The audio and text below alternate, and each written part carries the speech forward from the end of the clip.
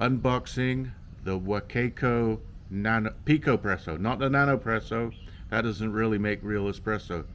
The PICOPRESSO is the way to go. For one or two people making coffee on the road, the PICOPRESSO. Got this for $93 on sale. It's really worth it. It's a machine in a box. Goes in a travel case, weighs 552 grams. Perfect for taking traveling, camping, van life, and so on. Let's see what you get in the box. It's really nicely packaged, but we're gonna be putting everything into this little travel case. It does come with an instruction book in this little folder here. You get the instruction book, a couple of stickers, and then the warranty information. Everything is serialized, so it probably does have a serial number on it. It's got a 2-year warranty. Really nicely packaged up. Although once on the road, you'll put everything into the little travel case, and every part has a use. This is the main body with the portafilter. This is the portafilter. Shower screen on top. It's holding a little scoop. We don't really need to use a scoop if we're going to weigh stuff. But every other part, you'll probably end up traveling with it because every part has a use. There's a rubber cap that comes off the base, and there's a nozzle that directs all the coffee into one stream. Probably don't need to use that when you're doing naked portafilters, but this all screws down into the bottom. Once you've tamped your coffee and everything, and then the top is a water chamber, and that's got a little brush that comes with it. Even this, I thought, well, we're not going to use it, but it is useful because it cleans up everything at the end, gets all the coffee grounds off. So every part is useful, and the construction is really solid. I thought this was going to be all very plasticky at the top, but it's solid, heavy duty. If you tap it, it's almost like metal. And then when you look at the construction, it says PA66 plus GF. That means it's glass fiber reinforced nylon. Nylon is a very strong plastic. So this is almost like a resin. It's that strong and durable. And the outside has got this lovely rubberized texture to protect your hands from the heat. And the pump is here. It unscrews with a little half or quarter turn to the left, and then you basically can pump it. I like to pump it. You see all these people using their fingers. It's much better to pump it with your hand, with the palm, which is much stronger. So these are the main parts, the main body, the shower screen. Here's the basket, a nice 18-gram basket, and that's the portafilter, this metal ring. You also get a WDT tool for distributing the grounds, which actually is also useful. And all these little parts fit inside the main body for traveling. And you get this lovely tamper, which is really good quality. So it's a palm tamper, and you tamp it once you've put the grounds in using the funnel. This is actually the funnel, and the tamping is done with the funnel on. And this all fits inside the main body for traveling, and then it goes inside the case, and the whole case with all the parts weighs 552 grams. So this is what you get for $93, or a little bit more if you're not buying it on sale, for the WACACO PICOPRESSO. So how good is the coffee from the WACACO PICOPRESSO? Well, I've just ground 18 grams using my good espresso grinder, the Easy Presso, or 1Z Presso if you want to call it that, Easy Presso K+. Use the little distribution tool to stir up the grounds. This actually works. I thought, oh, I'll throw this little thing away. No, it actually works. I was going to use my other one with the 3 or 6 prongs, whatever it's got on it, but this actually does the job, and it fits inside the whole unit, so I don't need to bring my other WDT tool. This WDT tool works just fine, thank you. So we stir it up, we put the tamper on top with the ring on, and just press down lightly. That gives it a nice tamp. Take the ring away. There is a few extra grounds here, so I'll tamp it again. I'm trying to do the full 18 grams this time. Now with a little brush, I said is useful. Yes, you can clean up the little grounds stuck on the threads.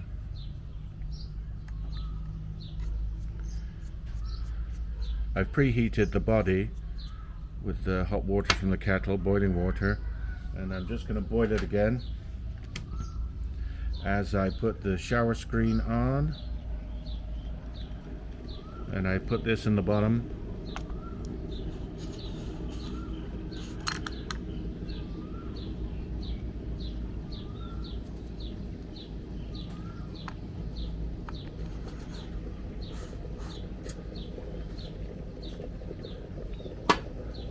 Once the water boils, we fill up the chamber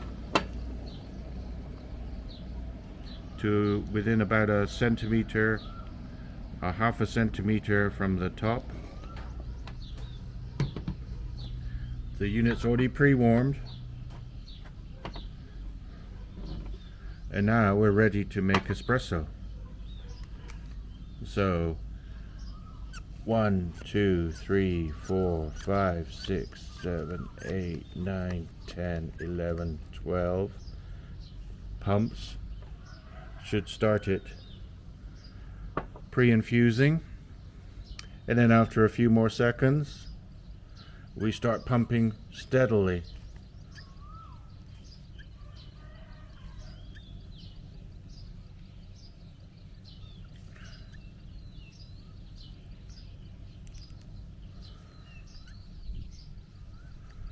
And the grind is too fine, I think.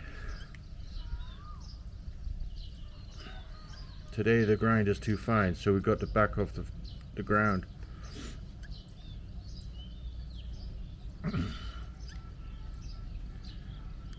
Yeah, this is showing you that you need to adjust the grind.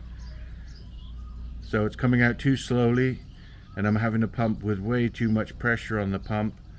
So this means I need to use a slightly coarser grind because it's clogged up the portafilter with too much pressure.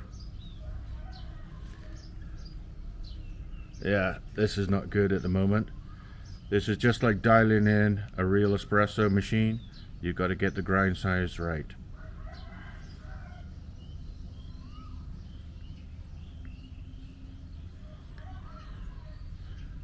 We'll go back to the grinder and do it again. Okay, so take 2. So that was a good experience showing you that, yeah, you have to adjust your grind size just like your machine. So on the Espresso, I've backed it out 3 clicks from my regular Gaggia Classic Pro setting, and now I've got 17 grams of coffee in the funnel here. So I'm just going to quickly stir it up while I turn the kettle on again. Treat that as a preheating experience with the machine, but it did produce very slowly 1 espresso shot, which was still drinkable. Funnily enough, it was still drinkable. Added some water to it and made an Americano. But let's try again and see how we do with the coarser grind setting.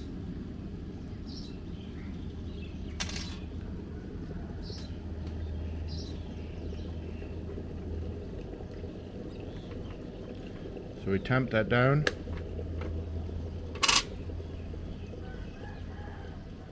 We will brush away any extra grounds on the ring, on the threads.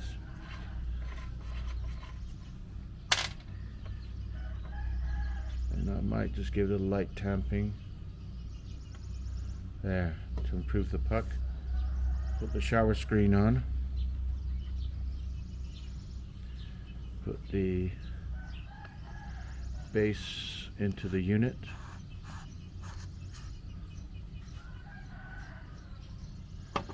We'll fill up the machine.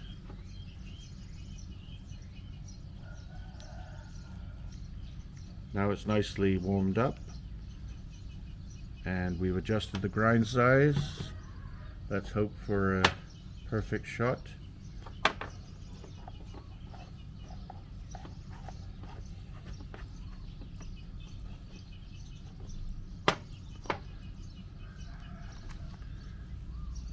One, 2, 3, 4, 5, 6, 7, 8, 9, 10, 11, 12, 13, 14, 15. And once you get a few drops, we like to wait for the pre-infusion. This I can see is coming out perfectly now, or will do hopefully. And then we just pump steadily.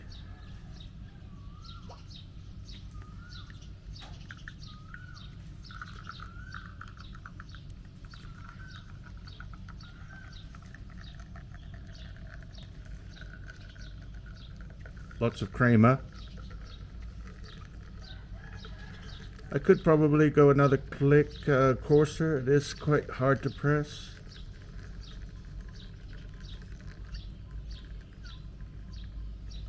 But that looks like a perfect espresso shot with lots of crema.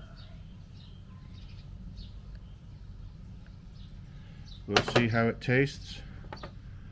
Look at that. That is actually a real espresso shot from a handheld or hand pumped machine, and the taste is sweet. Still a bit hot, but sweet and fruity. Sweet and juicy and creamy. Yes, that's got a full-bodied, rich taste. And wow, for $93 producing that kind of espresso on the road, you can take this van lifing, camping. Now it's really only for 1 or 2 people. You wouldn't be making shots with a whole group of 10 people. Well, you could, but it would take a long time.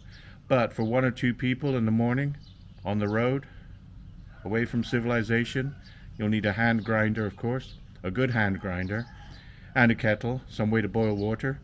But hey, espresso on the road.